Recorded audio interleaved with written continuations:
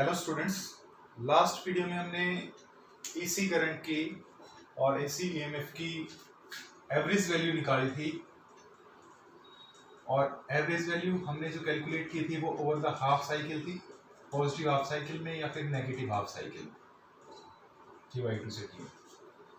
तो average value positive half cycle में current की देखी थी तो वो आई थी twice of I not over pi, I average लिख रहे थे हम इसको, और नेगेटिव साइकिल में थे minus twice of I not over पाई। लेकिन ओवर द कंप्लीट साइकिल हम जब निकाल रहे थे तो वैल्यू एवरेज वैल्यू कितनी होती थी? 0, क्योंकि जितनी पॉजिटिव उतनी नेगेटिव। ऐसे ही अगर ईएमएफ के लिए लिखा था तो E average is equal to twice of E naught over pi, ये पॉजिटिव हाफ साइकिल में, और नेगेटिव हाफ साइकिल के अंदर मीन्स T/2 से T के अंदर नेगेटिव आ रहा है, ठीक है, ये पॉजिटिव साइकिल में, ये नेगेटिव साइकिल। और एवरेज वैल्यू अगर ओवर द कंप्लीट साइकिल निकालते थे तो वो कितनी आती थी? 0। ठीक है, ये हम कर चुके थे और हम ये देखते थे कि ये अगर फैक्टर सॉल्व करते थे तो ये फैक्टर आता था 0.637 means 63.7% of peak value I note का या ई नोट का। ये में देखेंगे तो ई नोट का और इसके अंदर देखेंगे तो आई नोट का, तो 63.7% of I note that is the average value positive half cycle में, तो प्लस आई नोट के रेस्पेक्ट में और माइनस आई नोट के रेस्पेक्ट में नेगेटिव हाफ साइकिल। अब हम एक डिफरेंट टर्म्स, क्योंकि ओवर द कंप्लीट साइकिल तो एवरेज वैल्यू क्या आ रही है? 0 आ रही है, तो हमारे पास इसके पास इसलिए ज़्यादा सिग्निफिकेंस नहीं है इसकी। तो हम एक नई टर्म यूज़ करते हैं जिसको हम बोलते हैं आरएमएस वैल्यू या वर्चुअल वैल्यू या फिर इफेक्टिव वैल्यू। आई आरएमएस कह दीजिए, आई वर्चुअल आई भी कह दीजिए, ये आई इफेक्टिव, और मोस्ट पॉपुलरली इसको हम आई वी से ही यूज़ करते हैं या आई आरएमएस से यूज़ करते हैं।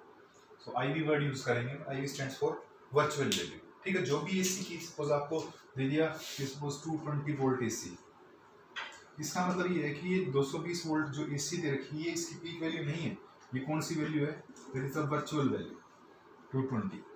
और अगर इसकी वर्चुअल वैल्यू का रिलेशन लिखें पीक करंट के साथ, पीक वोल्टेज के साथ, तो ये आएगा ई नोट बाई √2।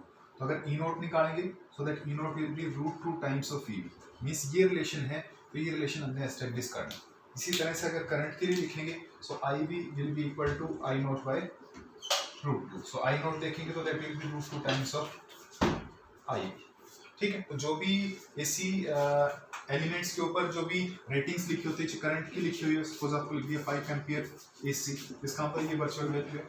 अगर आपको 220 वोल्ट लिखती है एसी, इसका मतलब ये कौन सी वैल्यू है? Virtual value.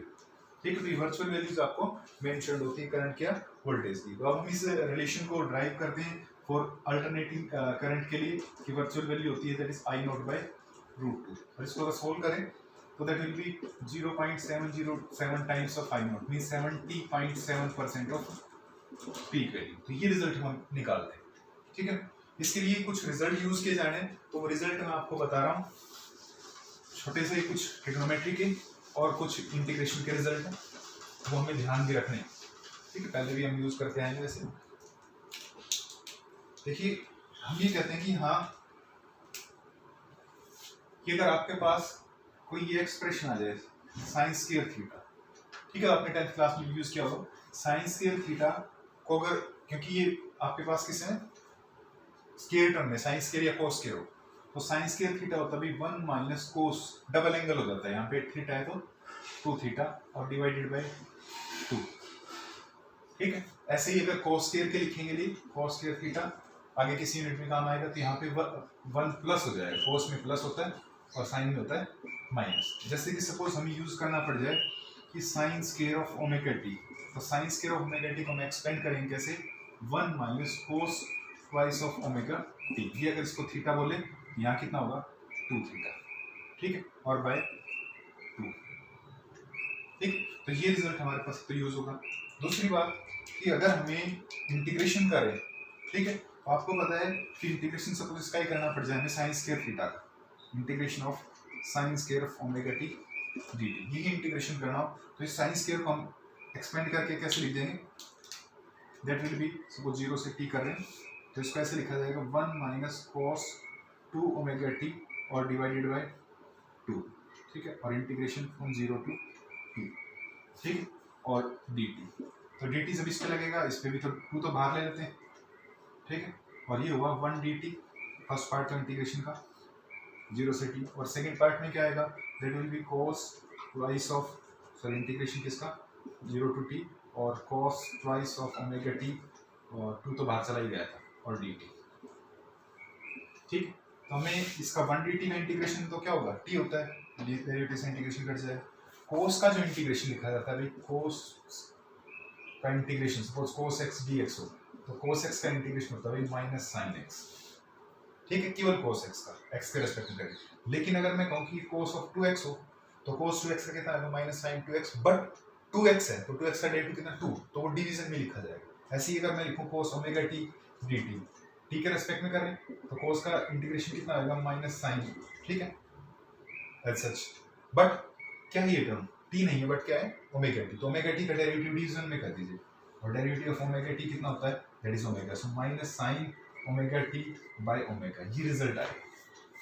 ठीक, एक चीज और, अगर हमें इंटीग्रेशन करना हो और उसके इंटीग्रेशन करने के बाद कोई रिजल्ट आ जाए और लिमिट रखनी हो, तो याद रखना cos का तो मैंने आपको बताया था उस लास्ट वीडियो में, sin का sin any multiple of pi. ठीक है, दोबारा से बता देते हैं रिजल्ट, नोट भी कर लेना, sin any integral multiple of pi.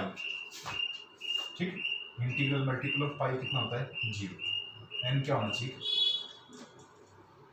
Integral, याद रखो sine any integral multiple of pi is 0, चाहे इवन मल्टीपल चाहे odd, sin 1 pi 2 pi 3 pi 4 pi सब पे 0। कोस में तो क्या होता था, even multiple of pi plus होता था, और ओड मल्टीपल ऑफ पाई कितना होता था, माइनस।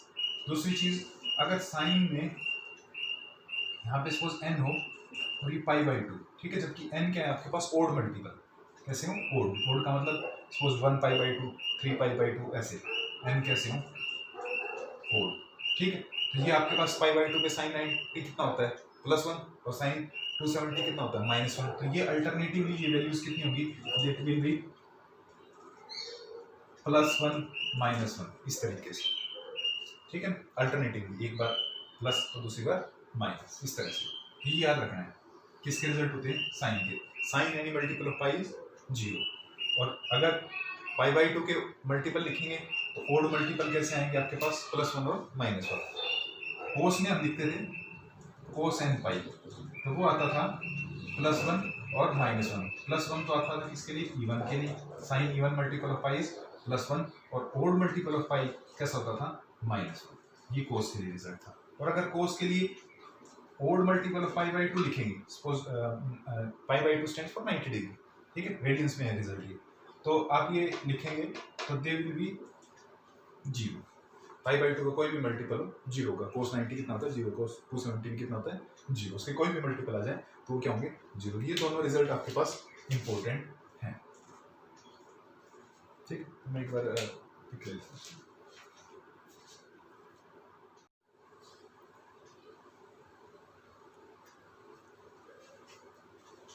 सो भाई हम एसी करंट की वर्चुअल वैल्यू या आरएमएस वैल्यू या इफेक्टिव वैल्यू निकालना चाहते हैं, means I is equal to I not by root 2 ये रिलेशन डेवलप करना चाहते हैं। तो पहले तो हम डिफाइन करते हैं कि virtual value RMS value effective value किसे कहेंगे, या उसके लिए क्या हम जो स्टार्टिंग पॉइंट या डेफिनेशन यूज करेंगे। तो कहता है कि अगर मान लीजिए सपोज हमारे पास कोई रेजिस्टेंस है और उसके अक्रॉस हम कोई एसी सिग्नल अप्लाई कर दें, तो उसके अंदर जो टाइम वेरिंग करंट जो पास होगा, साइनसॉइडल करंट आई, उसके कारण हीट प्रोड्यूस होगी। और हम कहेंगे अगर dt टाइम है तो इस dt टाइम में स्मॉल हीट प्रोड्यूस होगी dh। ठीक है, और ओवर द कंप्लीट साइकिल की बात करें तो कंप्लीट साइकिल में जो टोटल हीट प्रोड्यूस कितनी होगी h। ठीक है, तो इस रेजिस्टेंस में से, गिवन रेजिस्टेंस में से जो एसी करंट किसके हम वर्चुअल वैल्यू कहते हैं, तो वर्चुअल वैल्यू वो वैल्यू होगी जो कंपेयर करें किससे, स्टेडी करंट से।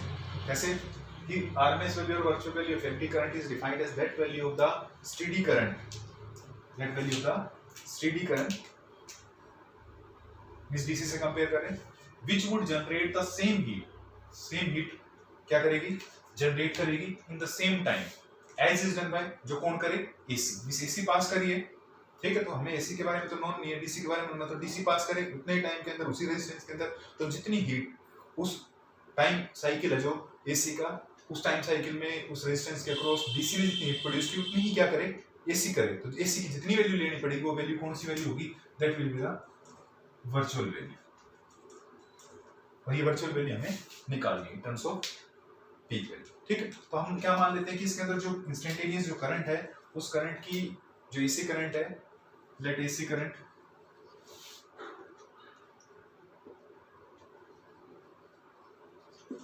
I is equal to I naught sin of omega t, से इक्वेशन नंबर फर्स्ट ये पास कर दिया, बी पास्ड थ्रू रेजिस्टर, क्योंकि हीट प्रोड्यूस दिखानी है और हीट प्रोड्यूस उस टाइम के अंदर वर्चुअल वैल्यू के लिए और जो हम स्टेडी वैल्यू लेकर के चल रहे हैं उसके लिए क्या होना चाहिए, सेम। तो let AC current be passed through the resistor R, ठीक है। तो स्मॉल टाइम dt के लिए जो हीट प्रोड्यूस कितनी होगी, dH, so dH be the small heat produced in small time dt, वो कितनी होगी, as dH is equal to, बोलेंगे हीट प्रोड्यूस का फार्मूला जो हीट का क्या होता है, I square R O T, लेकिन टाइम कितना है यहाँ पे dt, I square R dt, that is equation number second. और फर्स्ट से जो करंट की वैल्यू है वो यूज कर देते हैं इसके अंदर, ये वाली वैल्यू यूज करी, so then dH is equal to I की वैल्यू यूज करते हैं, that is I naught sine of omega T और इसका स्केयर और आर और इंटू टी टी, इसका एक्सपेंड करेंगे तो स्केयर आएगा, साइन स्केयर भी हो जाएगा, आई नॉट स्केयर, ये लिख दिया हमने आई नॉट स्केयर और आर हम लिख दी और sine square of omega T और डी टी, दैट इज से dH, इक्वेशन नंबर से थर्ड। अब टोटल हीट प्रोड्यूस निकाल लेते हैं कितने टाइम में, time equal to the time of the complete AC cycle, one cycle. So total heat produce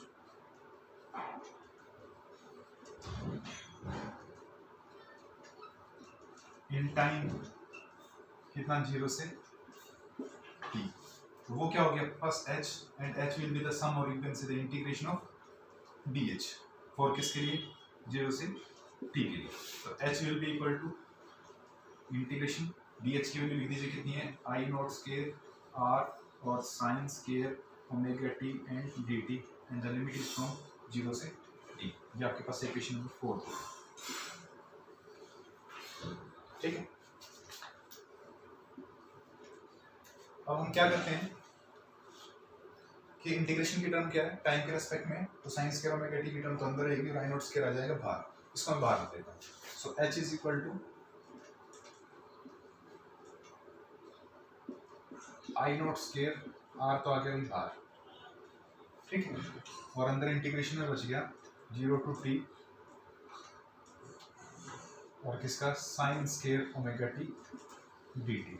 और अभी थोड़ी देर पहले पीछे हमने डिस्कस किया था कि साइन स्क्वायर को क्या करेंगे, ब्रेकअप कर देंगे 1 माइनस कोस 2 थीटा बाई 2 वाली फॉर्म में। तो इसको ऐसे लिख देते हैं आई नॉट स्क्वायर आर और भाई इंटीग्रेशन 0 टू t, और इसको लिखा हम, देखिए ध्यान रखिए साइन स्क्वायर वो तो 1 माइनस होता है कोस, और कोस स्क्वायर हो तो 1 प्लस, तो ये 1 minus sine square cos twice of omega T, omega T तो उसका डबल एंगल, ठीक है, और डिवाइडेड बाय 2, और ये हो गया dt, ठीक है। तो 2 तो दोनों में ही है, इस टर्म में भी इस टर्म में भी, डिवीजन में यहाँ ले आते हैं। So h is equal to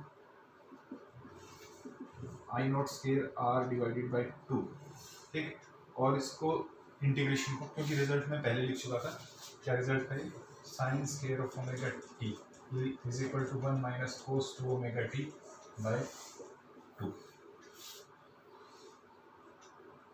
ठीक है। 2 बाहर चला गया तो ये टर्म आगे 1 dt इसके साथ लग जाएगी और cos ओमेगा t dt, और लिमिट लग जाएगी इंटीग्रेशन के साथ में, तो पहली टर्म तो होगी 0 टू t 1 dt के लिए, और 1 dt का इंटीग्रेशन क्या होगा, डिफरेंशिएशन से इंटीग्रेशन कट जाएगा, 1 dt का इंटीग्रेशन t, पहले 11th में क्या मिला, और integration 0 to t cos 2 omega t और बाय 2 तो ले लिया था हमने बाहर, और dt, ठीक।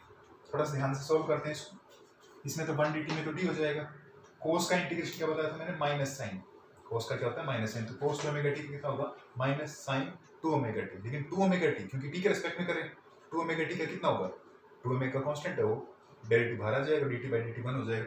तो एक्स्ट्रा जो है 2 ओमेगा है ना t के अलावा, तो 2 ओमेगा किस में आ जाएगा, डिवीजन।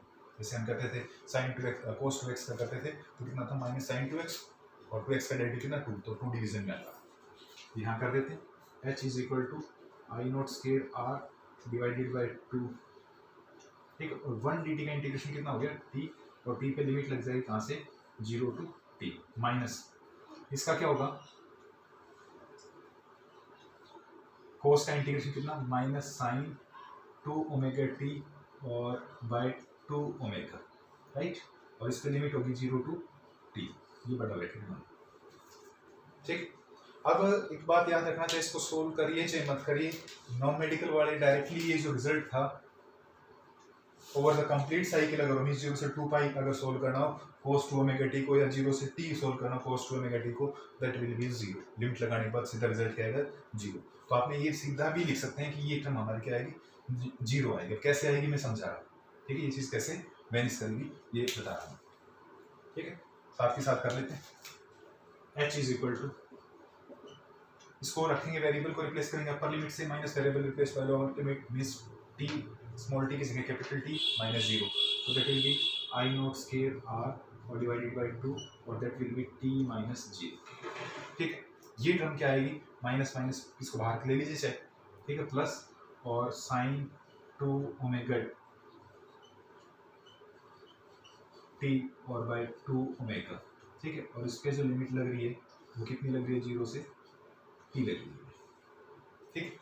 और ये वैल्यू क्या आएगी 0। देखिए अभी क्योंकि मैंने रिजल्ट बताया था साइन एनी मल्टीपल ऑफ पाई कितना होता है 0 होता है, ठीक है। 180 का कोई भी मल्टीपल आ जाए तो वो कितना होता है 0। तो इसको देखिए कैसे, मैं यहाँ समझा रहा हूँ आपको, क्योंकि साइन 2 ओमेगा t, ठीक है, 2 ओमेगा तो बाहर लिख लीजिए ये वाला नीचे वाला, ठीक। और इस पे लिमिट रखें 0 टू t, तो इस t को रखेंगे तो यहाँ पे बन गए साइन, ये तो बाहर है सच 1/2 ओमेगा, और साइन यहाँ रखिए देखिए 2 ओमेगा स्मॉल t की जगह capital t minus variable replace by lower limit, तो t की जगह 0 रखेंगे तो साइन 0 0 था, आपको बताइए। अब ये देखिए ओमेगा t कितना होता था, ठीक है, theta is omega is equal to होता था थीटा बाय t। अगर पूरे साइकिल का टाइम पीरियड दे दे, पूरे साइकिल का टाइम पीरियड, तो जो एंगल कितना होता था दैट विल बी 2 पाई, यहाँ पे पाई, और टोटल कितना होता था पूरे साइकिल का 2 पाई। इसका मतलब ये 2 पाई और टाइम पीरियड कितना हो गया अगर t यूज करें, so means omega t is equal to कितना यूज किया जा सकता है 2 पाई। ओमेगा t की जगह हम कितना यूज कर दें, इस ओमेगा t की जगह 2 पाई यूज करते, तो 2 पाई इंटू 2 कितना हो जाएगा 4 पाई, कितना हो जाएगा आपके पास that will be sine 4 pi और माइनस साइन 0।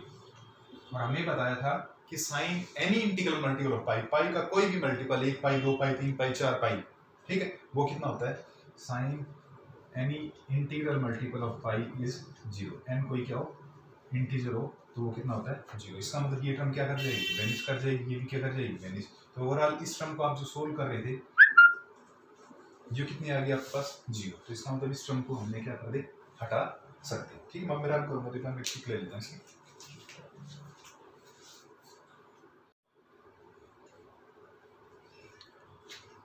तो देखिए हमारे पास ये टर्म वैनिश करके हमने बता दी कि किस तरह से रिजल्ट ये आया, ठीक है। तो हमारे पास जो h आएगा that h will be equal to I not square r by 2,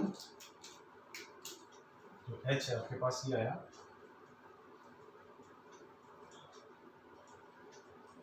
I not square r by 2, और अंडर ब्रैकेट में टर्म क्या है t, मींस h जो है हीट प्रोड्यूस हमने निकाली कितने साइकिल में 0 से t टाइम पीरियड में, तो that is I not square by 2 into T, that is equation number आपका नेक्स्ट आ गया 5, ठीक। तो हीट प्रोड्यूस की हुई और कहता है कि एसी भी इतने टाइम पीरियड में, ये तो हमने डीसी स्टेडी करंट लेकर के चले, ठीक है। तो स्टेडी करंट से हमने बताया कि इतनी वैल्यू होनी चाहिए प्रोड्यूस की उस टाइम पीरियड में, तो अगर वर्चुअल वैल्यू भी लें अल्टरनेटिंग करंट की तो उतने ही टाइम में उस रेजिस्टेंस में उतनी हीट प्रोड्यूस करेगा कौन वर्चुअल वैल्यू होता है एसी। तो कहता है कि also virtual value means IV of AC current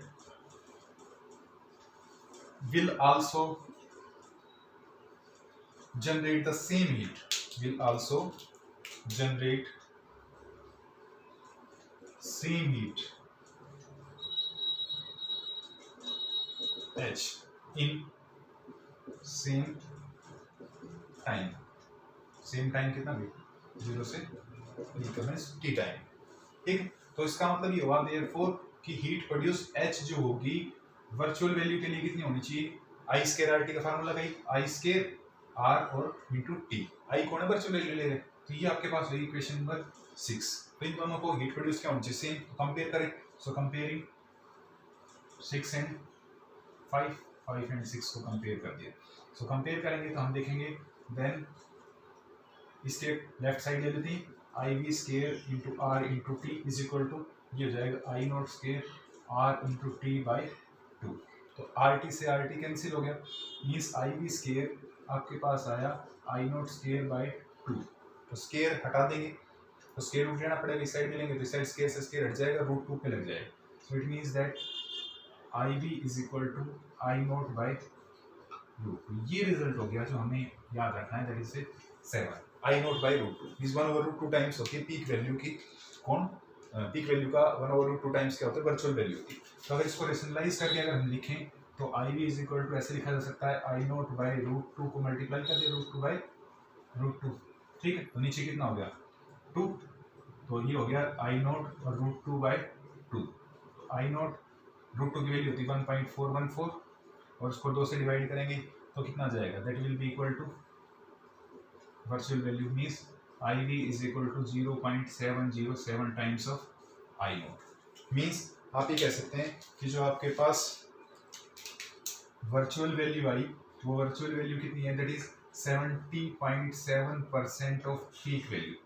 तो पीक वैल्यू का कितना 70.7%, मीन सपोज ये आपके पास AC है अगर और ये AC की पीक वैल्यू ऐसे आई नॉट, तो इसका 70.7%, तो 70% कहाँ होगा, ये हो गया 50, यहाँ पे 70, तो ये वैल्यू क्या होगी आपके पास IV होगी। तो IV के लिए जो रिजल्ट यूज किया जाएगा वो कितना होगा, that will be I nought by root, ऐसे निकलेगी। या IRMS बोल दीजिए या IV बोल दीजिए, आई इफेक्टिव बोल दीजिए, तीनों बातें एक ही। अब हम अल्टरनेटिव EMF के लिए निकालें, सेम प्रोसीजर होगा, बस हम क्या करेंगे जहाँ पे आई टर्म है आई को E बाई आर से रिप्लेस कर देंगे और जहाँ पे E नॉट बाई आर होगा उसको आई नॉट के लिए रिप्लेस कर देंगे।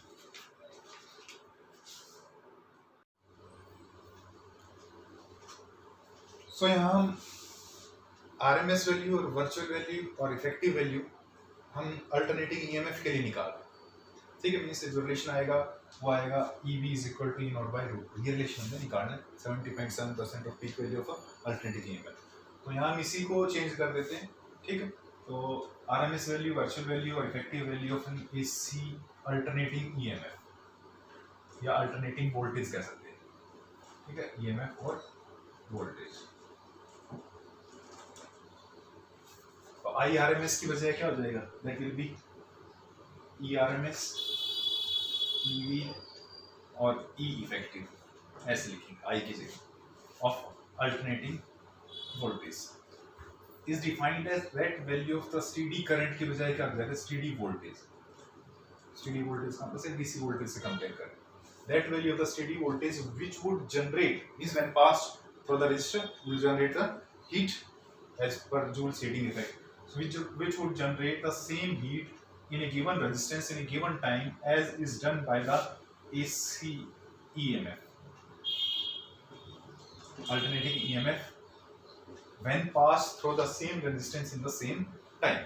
और हम यहाँ alternating current की बजाय क्या लेते हैं, let alternating जो voltage है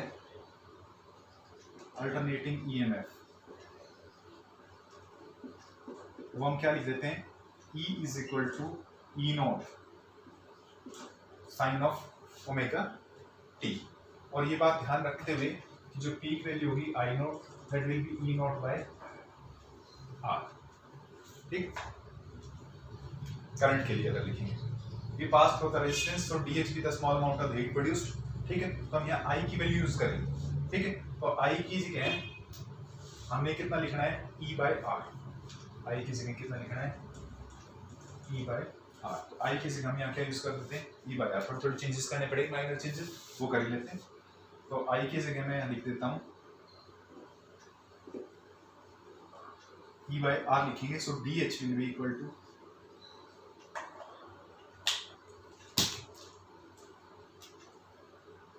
आई की जगह लिखेंगे कितना E by R और उसका स्केयर हो गया और R और इंटू डी टी, यहाँ से थोड़ा चेंज होगा उसके बाद सेम चलेगा।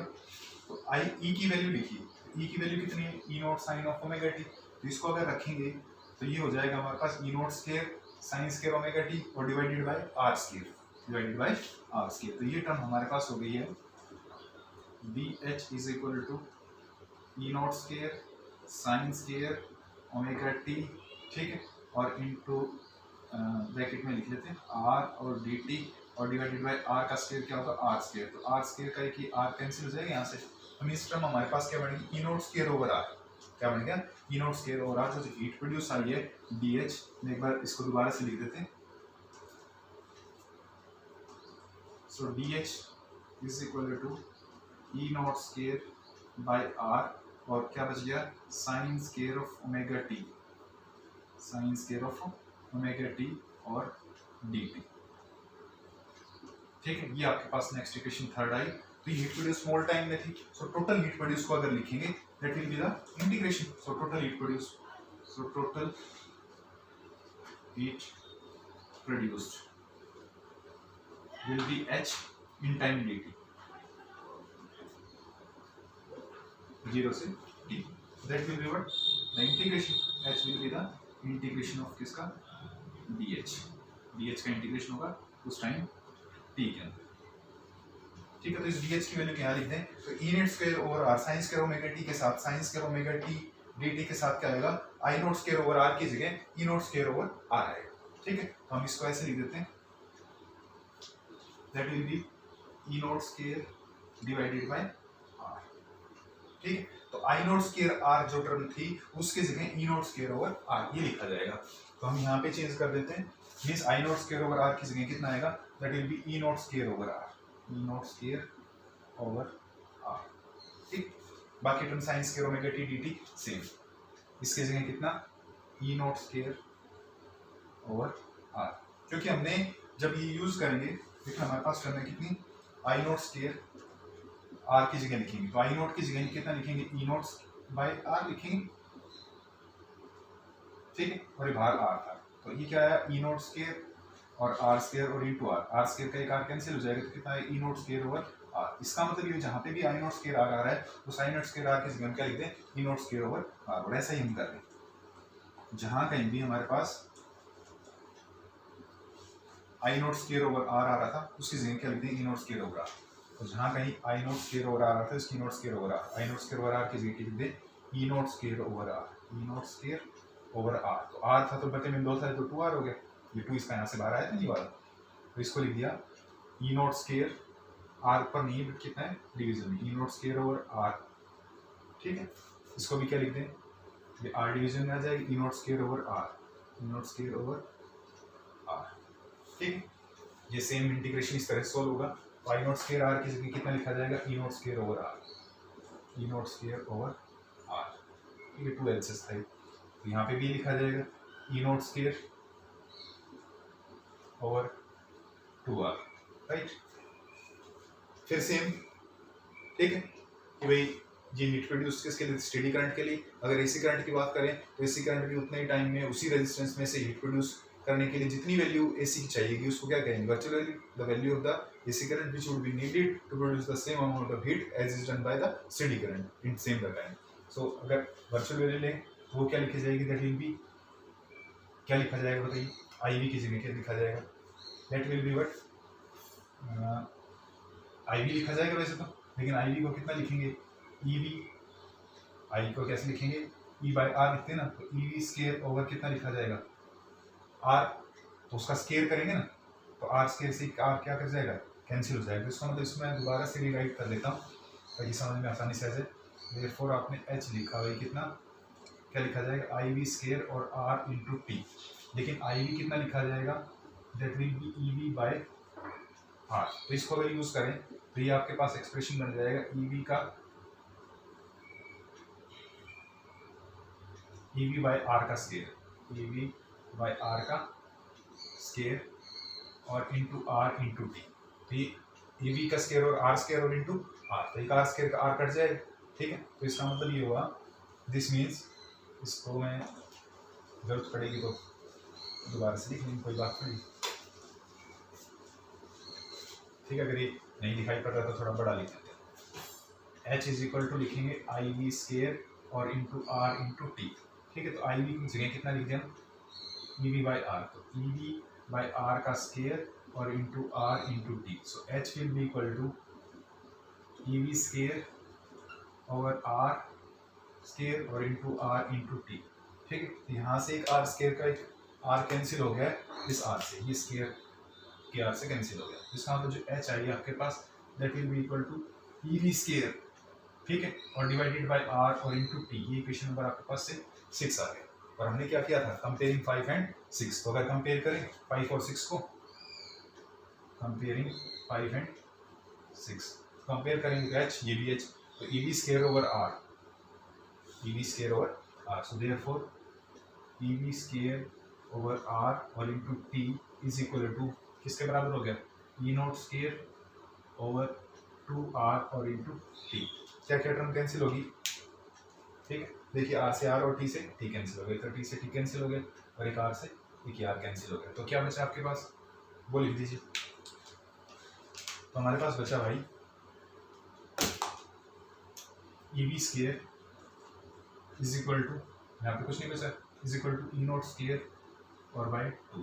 तो अगर स्केयर रूट, स्केयर हटाना है तो स्केयर रूट ले लेंगे, ई वी चाहिए ना हमें, तो E V is equal to कितना आ जाएगा, स्केयर से स्केयर रूट कट जाएगा, ई नॉट बाय रूट। ये आपके पास वैल्यू आती थी, दैट इज इक्वेशन नंबर 7। जैसे I V is equal to I not by root 2, ऐसे E V is equal to E naught by root 2, ठीक है।